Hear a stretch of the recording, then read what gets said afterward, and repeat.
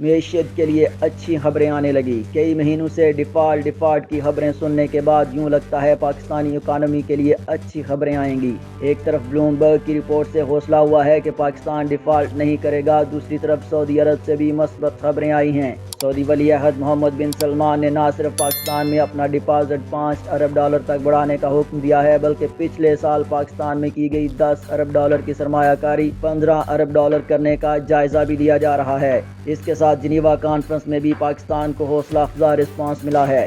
شریک ممالک کی طرف سے اب تک پاکستان کے لیے $8 ارب تعاون کا اعلان ہو چکا ہے۔ امریکہ کی فائنینشیل ریسرچ فرم بلومبرگ نے اپنی رپورٹ میں کہا ہے کہ پاکستان کے حالات پریشان کن ہیں، لیکن پاکستان ڈیفالٹ سے بچ جائے گا اور 6 ماہ میں خطرہ ٹل جائے گا۔ بلومبرگ کا کہنا ہے کہ پاکستان کے پاس 6 ماہ تک کا کریڈٹ ضرورت پوری کرنے کے لیے ڈالرز کا اسٹاک موجود ہے۔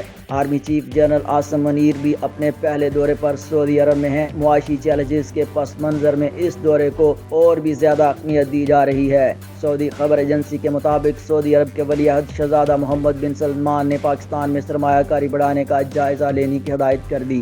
سعودی ولی عہد نے SFD کو اسٹیٹ بینک میں ڈپازٹ کی رقم بھی بڑھانے پر غور کی ہدایت کی ہے۔ سعودی میڈیا کا بتانا ہے کہ دسمبر 2022 میں اسٹیٹ بینک میں ڈپازٹ کی رقم $5 ارب کر دی گئی تھی۔ پاکستانی اسلامی متاثرین کے لیے جنیوا میں منعقدہ عالمی کانفرنس کے دوران عالمی اداروں اور ممالک نے پاکستان کو $10 ارب 57 کروڑ امداد دینے کا اعلان کیا ہے، جس میں اسلامی ترقیاتی بینک کے $4.2 ارب اور عالمی بینک کے $2 ارب شامل ہیں۔ ویسے تو یہ فنڈز پاکستان آنے میں کچھ وقت لگے گا، لیکن ملک میں ڈالر کی کمی ختم ہونے کا امکان پیدا ہو گیا ہے۔